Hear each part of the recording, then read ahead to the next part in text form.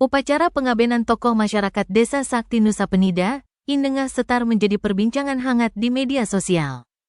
Prosesi yang digelar pada Rabu, tanggal 12 Maret tahun 2025, ini viral karena dikabarkan turut membakar emas, berlian, hingga sebuah mobil.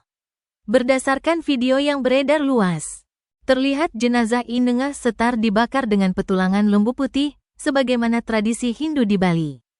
Namun yang menarik perhatian publik adalah penggunaan mobil pickup putih sebagai pengganti balai tanah, tempat yang biasanya digunakan dalam prosesi pembakaran petulangan lembu. Tak hanya itu, beredar pula informasi bahwa emas dan berlian juga ikut dibakar dalam upacara tersebut. Meski demikian, panitia upacara belum memberikan keterangan resmi terkait hal ini.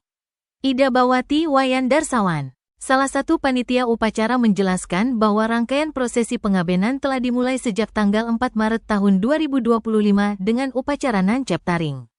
Jenazah kemudian dipulangkan ke rumah duka pada tanggal 5 Maret tahun 2025. Disusul upacara ngaskara pada tanggal 10 Maret tahun 2025, sebelum akhirnya dilakukan upacara pengabenan utama pada tanggal 12 Maret tahun 2025. Namun hingga kini pihak keluarga belum memberikan klarifikasi terkait alasan pembakaran mobil dan perhiasan dalam prosesi tersebut. Berdasarkan informasi yang beredar di masyarakat, hal tersebut merupakan permintaan terakhir almarhum sebelum meninggal dunia.